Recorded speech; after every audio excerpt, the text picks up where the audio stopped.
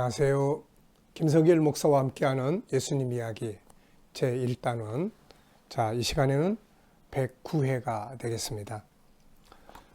전 시간까지 우리가 아브라함으로부터 시작된 하나님의 구원 계획의 역사가 마침내 이삭, 야곱, 그리고 모세를 통해서 출애굽한 이스라엘 민족에게 알려졌고, 그리고 이어서 선지자들 그리고 시편의 기자들에 의해서 열방을 구원하시는 것이 하나님의 구원 계획이다 하는 것을 우리가 살펴봤습니다.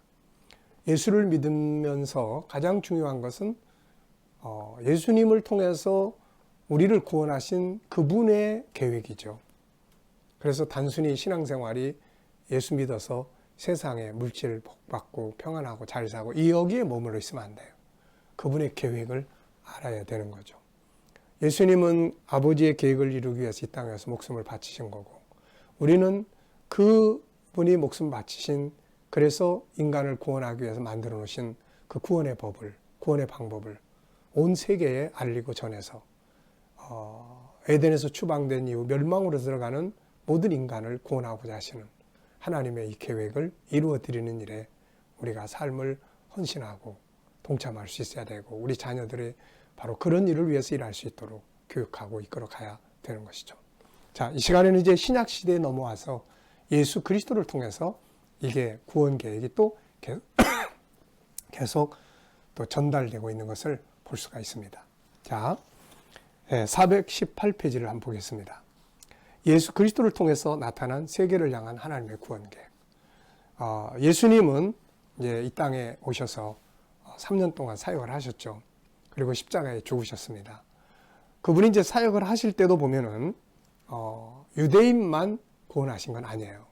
병든 자도 이방인도 치료하시고, 백부장이라든지 또 가나안 여인이라든지 사마리아 성의 수가 여인이라든지 이런 사람들은 전부 다 유대인들의 입장에서 봤을 때는 다 이방인들이죠.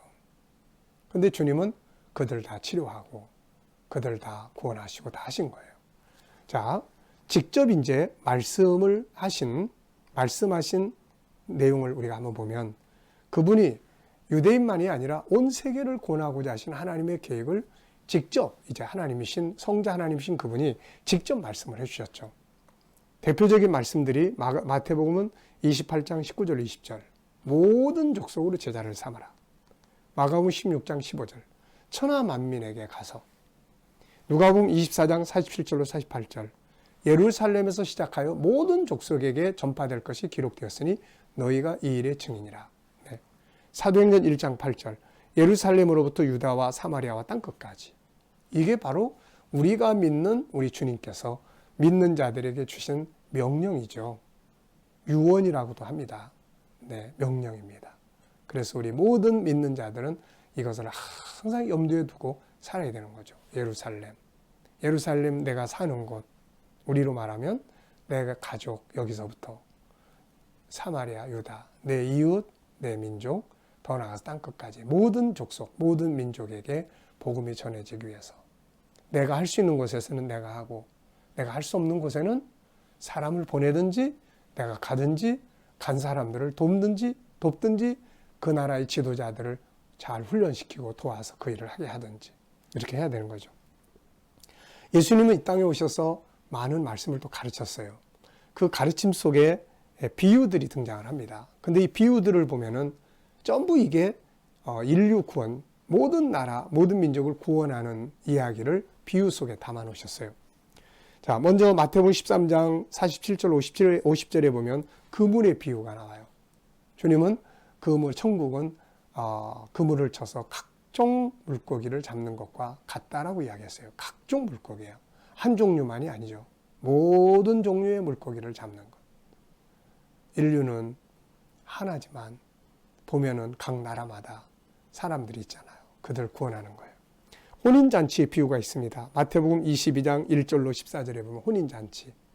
처음 초청했던 사람들, 유대인들인데 그들 안 돌아오니까 이제는 동서남북에 가서 사람들을 다 불러 모으라, 이런 말씀들 하잖아요. 마태복음 8장 11절에는 백부장의 믿음을 칭찬하시면서 예수님 이런 말씀하셨어요.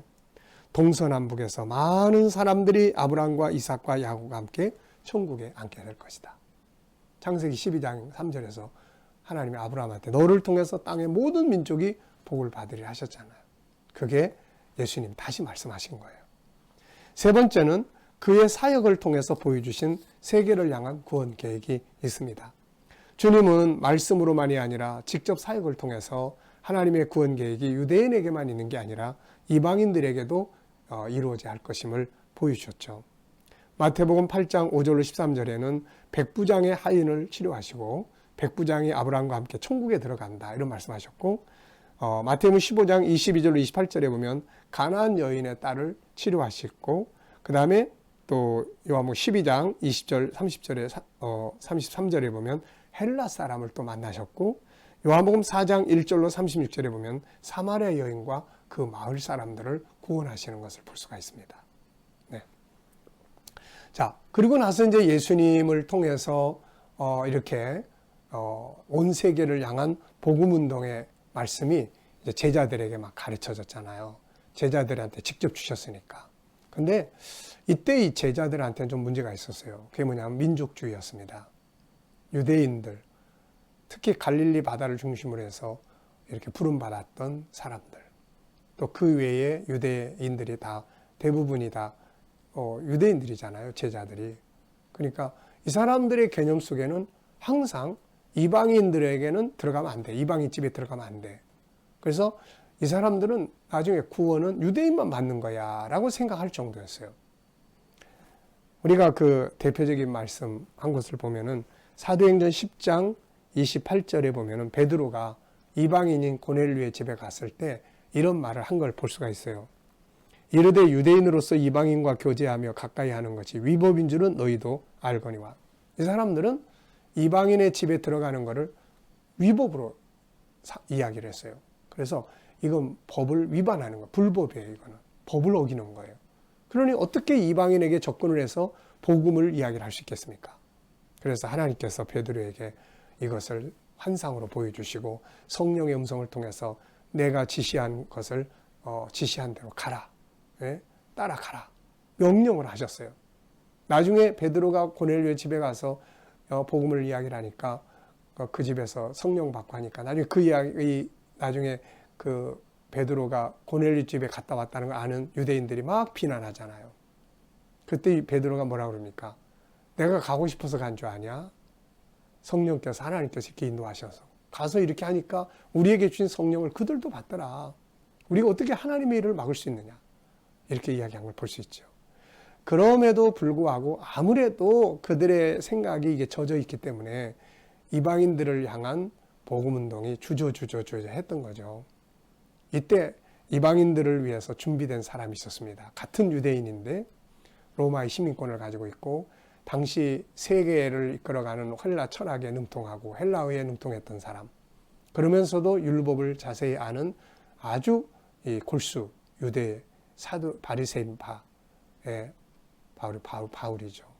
그래서 예수님은 이 사람을 부르실 때 이런 말씀을 하셨어요. 나중에 베드로를 부르실 때 예수님 이런 말씀, 바울을 부르실 때 이런 말씀하셨죠. 사도행전 9장 15절에 보면은 주께서 이르시되 가라. 이 사람은 내 이름을 이방인과 임금들과 이스라엘 자손들에게 전하기 위하여 택한 나의 그릇이라. 바울은 이방인을 위해서 준비된 그릇이었어요. 당시의 세계적인 제국이었던 로마의 시민권 가지고 있죠. 당시의 세계적인 언어였던 헬라 언어에 능통했죠. 그리고 유대인으로서의 정통성을 가진 이 바리새파 가문에서 태어났죠. 예루살렘에 와서 율법을 유학해서 아주 최고의 그런 율법 학자로서의 공부를 했죠. 그러니까 얼마나 아주 이 이방인들에게나 유대인에게나, 네, 그래서 이 당시에 갈릴리 바다를 중심으로 했던 베드로나 이런 사람들하고는 생각의 개념이 많이 좀 달랐던 거죠. 그래서 사도 바울은 이제 바울을 통해서 세계 선교가 본격적으로 이루어지게 된 거죠. 자, 그래서 바울은 에베소서 3장에 보면 하나님의 구원 계획을 깨닫습니다. 하나님의 구원 계획을 깨달아요. 3장 6절에 보면 이는 이방인들이 복음으로 말미암아 그리스도 예수 안에서 함께 후사가 되고 함께 지체가 되고 함께 약속에 참여하는 자가 된다. 이방인들이 복음으로 말미암아 그리스도 안에서 함께 후사가 된다. 함께 지체가 되고 함께 약속에 참여하는 자가 된다. 바울은 이거를 깨달은 거예요. 계시를 통해서 알게 된 거예요. 하나님 나라에 가서 다 보고 왔잖아요. 사도 바울은 주님이 이 땅에서 부르신 직접적 제자는 아니었다. 그럼에도 불구하고 그가 이방인들의 구원을 위한 대표적인 사도로 쓰임받은 것은 중요한 이유가 있기 때문이죠. 당시 제자들은 모두 이방인을 만나는 걸 꺼리고 있었기 때문에 쉽게 이방인을 향한 복음운동이 진행될 수가 없었습니다. 이런 상황에서 주님은 새로운 일꾼을 찾게 되었는데 그 사람이 바로 바울이었어요. 주님은 그 사람이 이방인을 구원하기 위한 택한 그릇이라고 말씀했죠. 그는 완전한 유대인이었지만 한편에서는 로마 시민권을 가지고 있었고 당시 중요한 언어였던 헬라어에 능통했어요. 그래서 그는 이방인들과의 교류에 익숙했습니다. 이런 바울이 주님을 만난 후에 하나님의 놀라운 비밀을 알게 되는데 그것은 하나님의 구원 계획이 유대인만이 아니라 이방인 전체에 대한 것이라는 것을 알게 된 거죠. 그래서 그는 다른 제자들과 달리 이방인들을 향한 하나님의 구원 계획을 이루기 위해서 마음의 부담, 빚진 마음을 가졌죠. 그것을 이루기 위한 세계적인 비전을 세우게 됩니다. 그래서 나는 로마에도 가고 땅끝인 서바나까지 갈 거다라는 비전을 로마서 15장 22절로 28절에서 이야기를 합니다. 자, 하나님께서는 바로 이런 열린 마음을 가진 바울을 통해서 1차, 2차, 3차, 4차, 5차 이르기까지 정말 당시에 엄청난 거리를 여행하면서 세계 선교를 담당하고 복음의 씨앗을 뿌렸던 것이죠. 결국 이러한 복음의 씨앗이 나중에 유럽의 구원운동, 그리고 미국의 부흥운동, 그리고 나아가서 우리 아시아의 부흥운동, 오늘에 이르게 된 것입니다. 자, 여러분, 우리가 조심해야 할 것들이 바로 그거예요. 가족주의, 개인주의, 민족주의, 개교의주의, 네. 이런 것들은 다 우리가 참 조심해야 될 것들이에요. 이거는 어떤 일을 위해서 먼저 부름을 받은 것 뿐이지. 그럼 부름 받았으면 그 다음에는 세계를 향해서. 왜? 우리가 믿는 하나님이 세계를 향한 하나님이니까요. 세계를 향한 선교적 비전을 가지고 꿈꾸고 살아간다면 그런 아이들은 세계적인 인물이 되지 않겠습니까? 네. 그래서 우리가 이런 비전을 이루기 위해서 기도하고 참여할 수 있어야 되겠습니다. 자, 이 시간 말씀은 여기서 마치겠습니다. 감사합니다.